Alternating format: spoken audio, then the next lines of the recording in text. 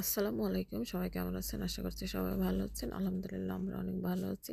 তো আজকে আমরা ঘুরতে চলে গেছিলাম একটা পার্ক বলতে পারেন, কিংবা অন্য একটা মালিকানাধীন একটা কিছু বলতে পারেন। এখানে সবাই ঘুরতে আসে কম বেশি। তো আমি গিয়েই বেশি অবাক হয়েছি কাশফুল দেখে। কাশফুল দেখতেই পাচ্ছেন আপনারা, এই যে এখানে অনেক কাশফুল ছিল। তো আমি জারিয়াকে বলছিলাম যে বাংলাদেশের মানুষ কাশফুল দেখে ভিডিও করে, আমিও একটা ভিডিও ক্লিপ নিয়ে নেই। তো জারিয়াকে বললাম তুমি একটু দাঁড়িয়ে পড়ো, তোমার একটা ভিডিও করে নিই। আর পাশেই যে পুকুরটা দেখতে পাচ্ছিলেন, পাশেই আবার দেখাচ্ছে আপনাদেরকে, এই যে এই পুকুরটা নাকি আরেকটু যখন আমাদের এখানে বেশি ঠান্ডা পড়বে তখন পুকুরটা পুরো বরফাচ্ছন্ন হয়ে যাবে। তো আমি তো জানতাম না। জারিয়ার বাবা আমাকে বলতেছিল যে এই পুকুরটা এমন ম্যাজিক্যাল পুকুর যে এখানে যখন বেশি বরফ পড়ে, ঠান্ডা পড়ে, তখন এর উপর দিয়ে এমন বরফ জমে যায় মনে হয় হেঁটে বেড়ায়, এমন অবস্থা। তো এখানে কিছুই তেমন নেই, খালি প্রাকৃতিক পরিবেশ, গাছপালা আপনারা দেখতেই পারছেন। মানুষও তো খুব বেশি ছিল না, ওই একটা দুইটা মানুষ আসতেছিল যাচ্ছিল, এর ভিতরে হেঁটে বেড়াচ্ছিল, এমন অবস্থা। দূর থেকে দেখতে পাচ্ছেন ওই যে তিনটা চারটা মানুষ আসছিল, আর আমরা এদিকে দুই তিনজন চারজন মানুষ ছিলাম, এমন অবস্থা। আর প্রকৃতির টানে দেখতেই পারছেন সামনে শীত আসছে, এজন্য গাছের পাতাগুলো সব ঝরতে শুরু করেছে।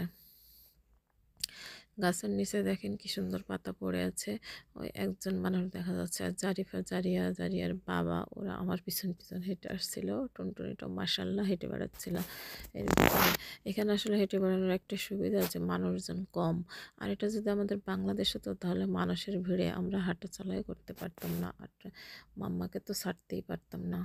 তো এখানে কি কি আছে না আছে, এই যে একটা বিল বোর্ডে দেওয়া ছিল। আমি আবার এখানকার একটা ভিডিও ক্লিপ নিয়ে নিচ্ছিলাম, যেখানে কি দেখা যায়, পন্ড এরিয়া অ্যান্ড কনভারসেন্টারি।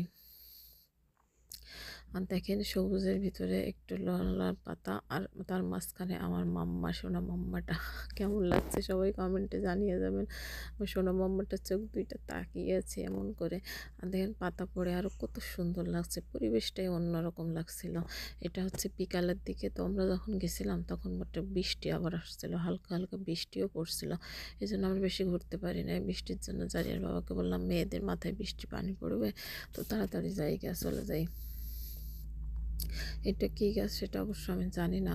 তো আমরা যে সামনে যেখানে গাড়ি রাখছিলাম ওইখানে যাচ্ছিলাম আস্তে আস্তে হেঁটে হেঁটে। Thank you for visiting, we hope to again see you again soon. আমরা ভিজিট করতে আসছি, এই জন্য আমাদেরকে ধন্যবাদ জানালো। আবার সি ইউ এগেইন, আবার দেখা হবে এটাও বলে দিল। আর ওই যে দূরে একটা লাল গাছ দেখা যাচ্ছিলো, এটারও আমি ভিডিও নিচ্ছিলাম যে এত সুন্দর দেখা যাচ্ছে। তো এখানে খুব কম পরিমাণ মানুষ, অন্য পার্কে গেলে তারপরেও কিছু বেশি মানুষ দেখা যায়, কিন্তু এখানে দেখলাম ওই 4-5-6 জন এরকম মানুষ দেখা যাচ্ছিল। তো আমরা আস্তে আস্তে হেঁটে হেঁটে আসছিলাম, যেহেতু মাম্মা, ছোটো মাম্মা, বড় মাম্মা আস্তে আস্তে হাঁটছিল, আর আমি টুকটুক করে ভিডিও নিচ্ছিলাম, আর ওর বাবার সাথে ওরা হেঁটে হেঁটে আসছিল। এখানে বিভিন্ন গাছপালাই বেশি দেখা যাচ্ছিল, অন্য কিছু নাই তেমন একটা। আরেকটা কিসের বিল্ডিং দেখতে পেলাম, এই যে আপনারাও দেখতে পাচ্ছেন। এটা হয়তো বাসা নাকি কোনো অফিস এরিয়া, ইন্ডাস্ট্রিয়াল, আমি বলতে পারছি না। আর এই যে আমার মাম্মাটা হেঁটে আসছে কি সুন্দর করে, মাশাল্লাহ মাশাল্লাহ মাশাল্লাহ। আল্লাহ আমার মাম্মাদেরকে সুস্থ রাখুক, ভালো রাখুক, এইভাবেই যেন আমরা থাকতে পারি। সবাই আমাদের জন্য দোয়া করবেন।